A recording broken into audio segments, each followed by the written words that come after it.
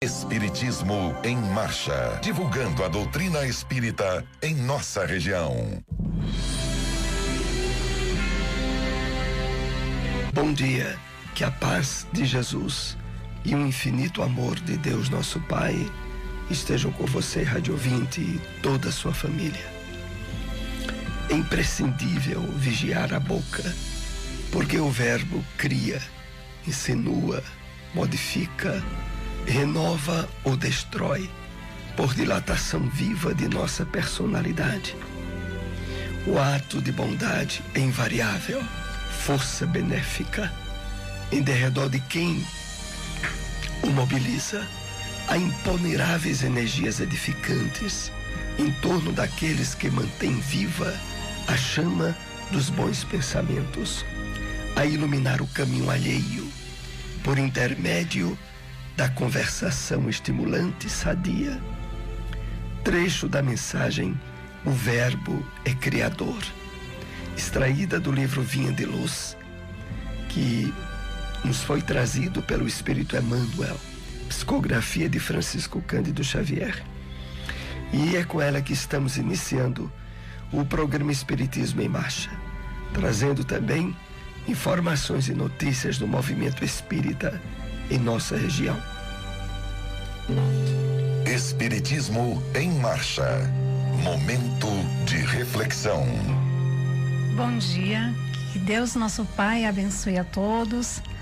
Vamos à mensagem de hoje, que tem o título Decálogo da Desobsessão, que está no livro Paz e Renovação, psicografia de Chico Xavier pelo Espírito André Luiz.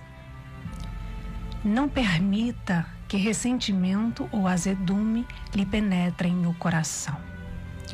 Abençoe quantos lhe censuram a estrada sem criticar a ninguém. Jamais obrigue essa ou aquela pessoa a lhe partilhar os pontos de vista. Habitue-se a esperar pela realização dos seus ideais, trabalhando e construindo para o bem de todos. Abstenha-se de sobrecarregar os seus problemas com o peso inútil da ansiedade. Cesse todas as queixas ou procure reduzi-las ao mínimo. Louve, mas louve com sinceridade o merecimento dos outros. Conserve o otimismo e o desprendimento da posse. Nunca se sinta incapaz de estudar e aprender, sejam quais foram as circunstâncias. Esqueçamo-nos para servir. Espiritismo em Marcha, agenda. Seminário Espiritualidade e Atualidade. É tempo de regenerar. É o 18º semestre. Seminários Espírita de Pernambuco. Irá ser realizado nos dias 18, 19 e 30 de julho, no Centro de Convenções, Teatro Guararapes. Haverá a participação de Divaldo Pereira Franco, Décio Iandoli, André Trigueiro, Denise Lino, Jorge Elahar, Rodrigues Salles, Rossandro Klingey e Francisco Menezes. Aliás, e Frederico Menezes. Ingressos em Caruaru. Adquira através do telefone DDD 81 99898 9800. O Evangelho segundo o Espiritismo. O Evangelho segundo o Espiritismo, capítulo 22. Não separeis o que Deus juntou, indissolubilidade do casamento. Continuação. Nas condições ordinárias do casamento, a lei de amor é tida em consideração? De modo nenhum. Não se leva em conta a afeição de dois seres que, por meio de sentimentos recíprocos, se atraem um para o outro, visto que, as mais das vezes, essa afeição é rompida.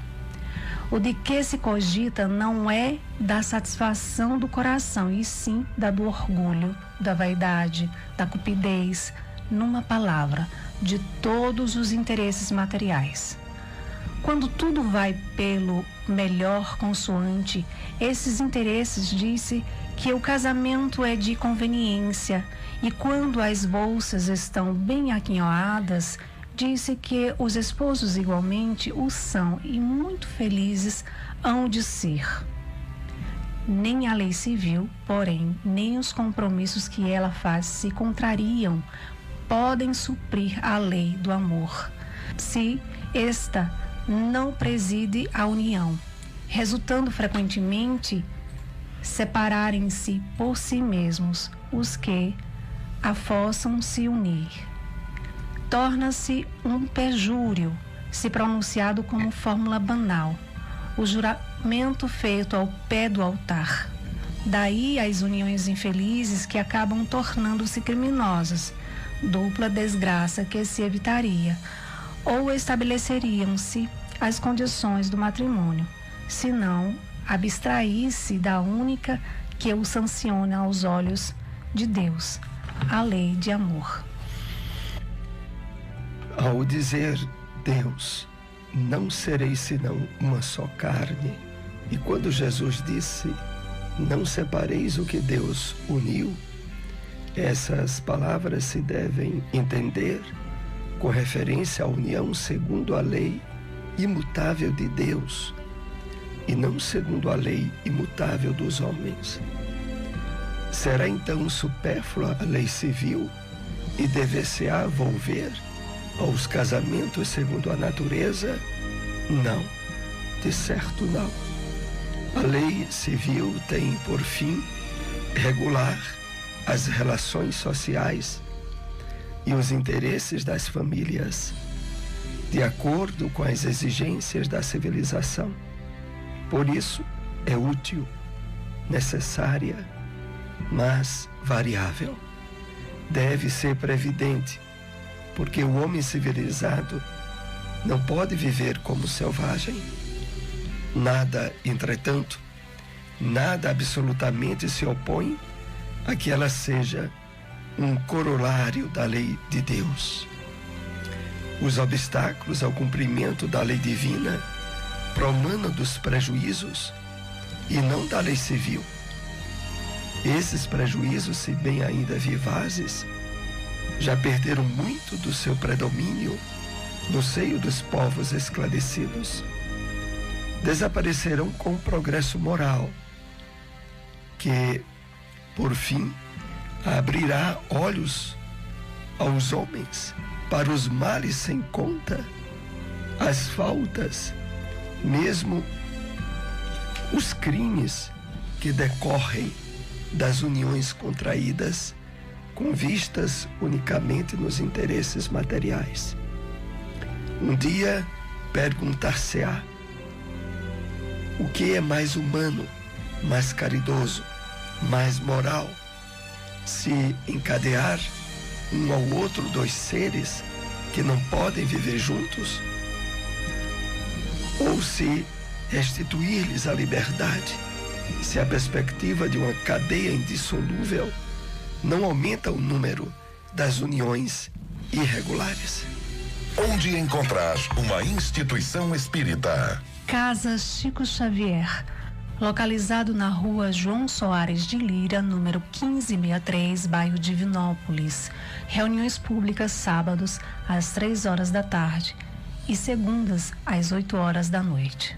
Fraternidade Espírita Leão Denis, localizado na rua Severino Vieira de Melo, número 170, por trás do Colégio Sagrado Coração, bairro São Francisco. Reuniões públicas quintas às 7h30 da noite e aos domingos às 4 horas da tarde. Espiritismo em Marcha.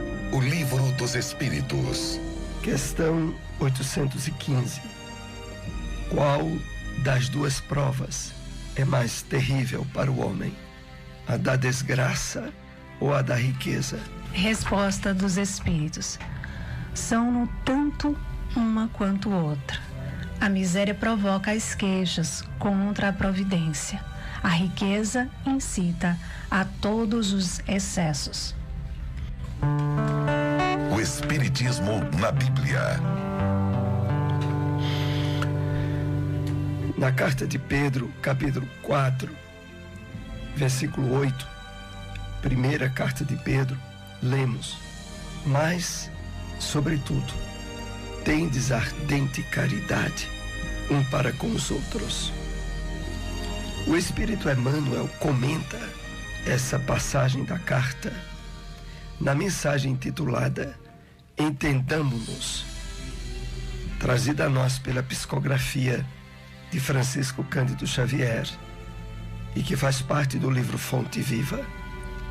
Ele assim nos escreveu: não existem tarefas maiores ou menores. Todas são importantes em significação. Um homem, para ser respeitado pelas leis que implanta, outro será admirado pelos feitos que realiza. Mas o legislador e o herói não alcançariam a evidência em que se destacam sem o trabalho humilde do lavrador que semeia o campo e sem o esforço apagado do varredor que contribui para a higiene da via pública. Não te isoles, pois, no orgulho com que te presumes superior aos demais. A comunidade é um conjunto de serviço, gerando a riqueza da experiência. E não podemos esquecer que a harmonia dessa máquina viva depende de nós. Quando pudermos destruir o estímulo do nosso entendimento e de nossa colaboração com todos, respeitando a importância do nosso trabalho e a excelência do serviço dos outros, renovar-se-á a face da terra, no rumo da felicidade perfeita. Para isso, porém, é necessário nos devotemos à assistência recíproca com ardente amor fraterno. Amemos a nossa posição na ordem social, por mais singela ou rudimentar, emprestando ao bem, ao progresso e à educação as nossas melhores forças. Seremos compreendidos na medida de nossa compreensão. Vejamos nosso próximo no esforço que depende e o próximo identificar-se-nos-ar nas tarefas a que nos dedicamos.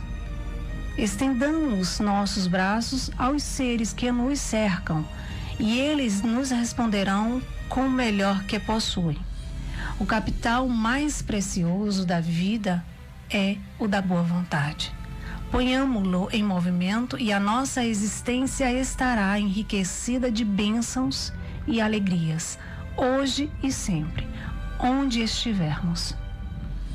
Onde encontrar uma instituição espírita? Lar Espírita Maria Dolores, localizado na rua Abelardo Barbosa, número 60, Nova Caruaru, na lateral da Ferreira Costa. Reuniões públicas, domingos, às 4h30 da tarde.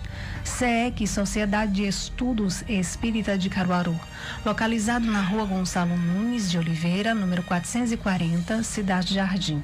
Reuniões públicas, terças, às 7h30 da noite. Espiritismo em Marcha. Apresentação: Soares e Silmara. Novamente estamos com você, rádio ouvinte, nessa segunda parte do programa, onde trazemos perguntas e respostas com os temas que foram abordados durante o programa.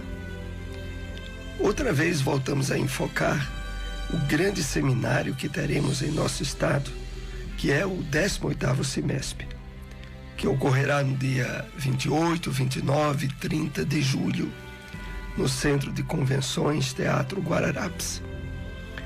Esse evento, ele traz importantes e conhecidos palestrantes do movimento espírita brasileiro.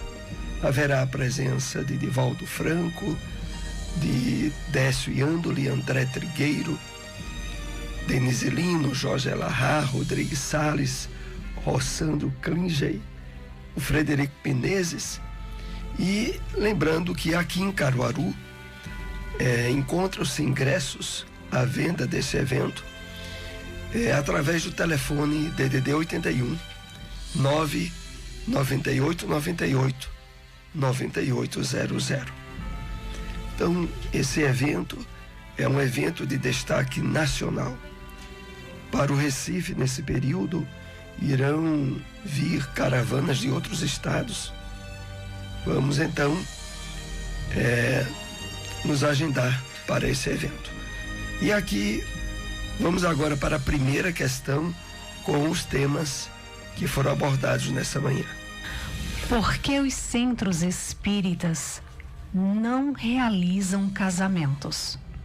Como vimos no capítulo 22 do Evangelho segundo o Espiritismo, que trata sobre não separeis o que Deus juntou, a doutrina espírita, que no seu movimento, nas suas casas espíritas, não tem nenhuma espécie de ritual, não tem nenhuma daquelas práticas características da maioria das religiões cristãs, como o batizado, não tem também o casamento, mas também não tem hinos, não tem sacerdócio, não tem padres, não tem pastores.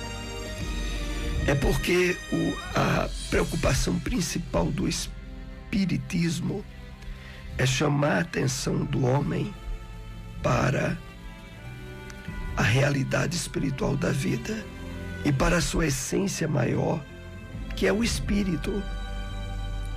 O grande objetivo do Cristo nos seus evangelhos era chamar a atenção para o reino dos céus.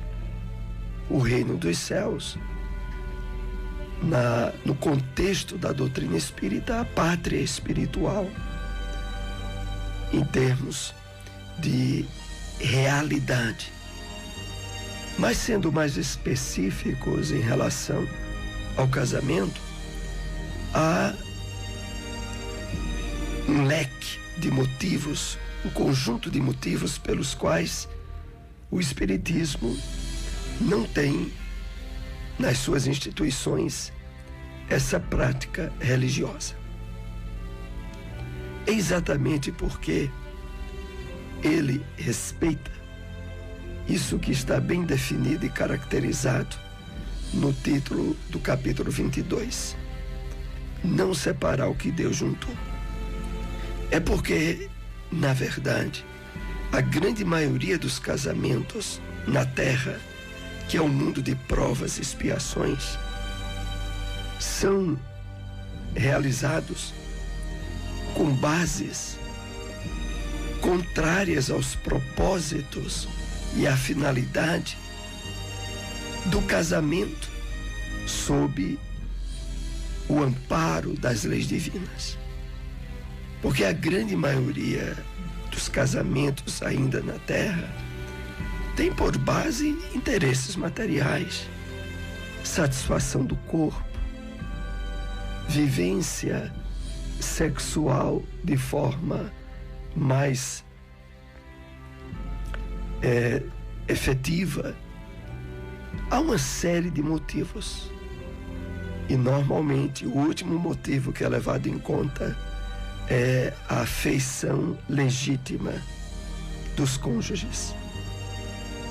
O amor, que é a base das leis divinas e que deveria ser também a base dos casamentos. O resultado, como nós vamos vendo na leitura desse capítulo, é um número imenso de separações, de divórcios, aonde surge a necessidade da separação, porque não foi levado em conta a lei divina, a lei do amor. E para que essa cerimônia do casamento não se tornasse um perjúrio, como normalmente acontece nas igrejas, aonde o casamento, alvo de promessas durante a sua realização, que não são levadas em conta e os casais se separam, é o atestado evidente de não terem levado em conta as leis divinas. O resultado, meus irmãos, é que o Espiritismo, até como respeito e atenção para com as leis de Deus, destaca a necessidade apenas do casamento civil, o casamento sob as leis civis de cada povo, exatamente porque as leis civis protegem a família, o direito dos filhos, e por outro lado, quando esse casamento não dá certo, o surgimento do divórcio, da separação, sem que para isso tenha havido esse perjúrio que ocorre em muitos altares, em muitas igrejas, onde aquilo que é objeto de juramento no casamento não é levado em conta na vida do casal mais adiante. Então são esses os motivos que facultam e que fazem com que nas instituições espíritas não se tenha o casamento religioso. Para o espírita é suficiente o casamento civil nas leis de cada povo. Vamos para mais uma questão com os temas abordados nessa manhã. Como pode a espiritualidade caracterizar a riqueza como sendo uma prova similar à desgraça? No contexto do mundo materialista, a riqueza é uma bênção. É muitas vezes colocada como sinônimo de felicidade. Essa é a perspectiva materialista em que vivemos. Mas o Espiritismo nos concede instrumentos, através da sua revelação, para analisarmos a vida pela sua verdadeira essência, a espiritual. E na percepção espiritual da vida, vida essa que começa antes do berço e que não termina no túmulo, continua no plano espiritual. Nessa perspectiva, riqueza é colocada e é percebida muitas vezes como uma prova maior do que a pobreza, do que as dificuldades da ausência de facilidades materiais. E se perguntaria por quê? E os espíritos respondem: porque, na verdade, a riqueza, ela provoca, ela incita todos os excessos. Ela estimula o egocentrismo, a vaidade, a prepotência, o orgulho. E coloca em último lugar as virtudes que o Evangelho nos chama e nos convida como pedras preciosas que devemos adquirir. Então, nessa perspectiva do mau uso da riqueza pela grande maioria que estão envolvidas pelo entendimento materialista da vida, acaba gerando sofrimentos espirituais grandes, pelo desequilíbrio moral que ela incita, pelo sofrimento consequência, sobretudo, na realidade espiritual que aguarda cada um de nós. Desse modo, nós somos chamados a ter uma percepção da vida muito diferente da maioria das pessoas. De fato, segundo a revelação espírita, a riqueza é campo de provas muitas vezes difíceis de êxito para a maioria das pessoas. Bom, vamos então ainda para mais uma questão com os temas que foram abordados nessa manhã. No início do programa, nós lemos a mensagem Decálogo da Desobsessão, trazida a nós pelo Espírito André Luiz. Essa mensagem nos ajuda em que sentido? O Espírito André Luiz, que pela mediunidade de Francisco Cândido Xavier, nos presenteou com essa mensagem rica de ensinamentos, tem na sua última frase, que vamos destacar, as razões de sua importância. Que André Luiz diz assim: esqueçamo-nos para servir. As recomendações para que não sejamos vítimas dos processos obsessivos que devem ser vistos aqui na Terra como uma verdadeira pandemia, similar à que nós tivemos recentemente do Covid. Há uma quantidade 4 vezes maior de espíritos que povoam a esfera espiritual ao redor da Terra. E a maioria desses espíritos são doentes, são infelizes, são desequilibrados. E eles fazem parte da psicosfera que envolve o planeta onde nós estamos. O resultado dessa presença, dessa influência dos espíritos, é a obsessão, com seu variado campo de efeitos, desde as mudanças de comportamento, as doenças de ordem psicossomática, as doenças que afetam o nosso campo emocional e que tem uma ligação muito grande com as questões obsessivas. E nesse decálogo passado pelo Espírito André Luiz, são dadas a nós as dicas, as orientações que farão com que não sejamos vítimas desses processos.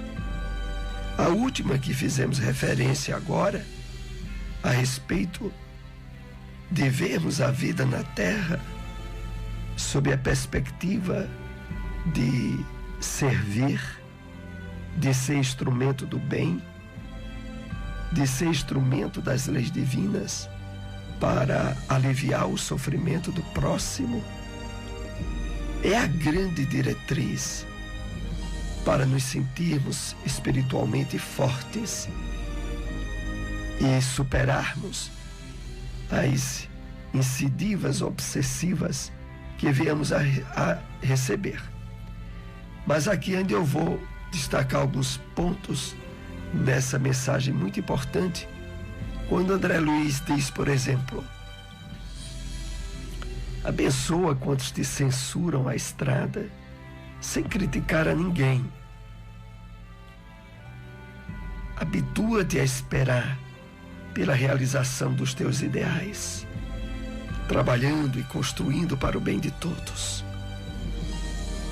Vejamos bem, as orientações que André Luiz vai distribuindo na mensagem, elas se focam em encararmos a vida aqui na Terra do ponto de vista do Espírito Eterno, aonde o conhecimento e a certeza da atuação das leis divinas nos provoquem confiança, serenidade, otimismo em frente às diversidades de problemas, de sofrimentos que venhamos a ser atingidos. Então é nesse sentido a importância da mensagem de Decálogo da Desobsessão. Assim, agradecemos a todos que nos acompanharam aí durante o programa.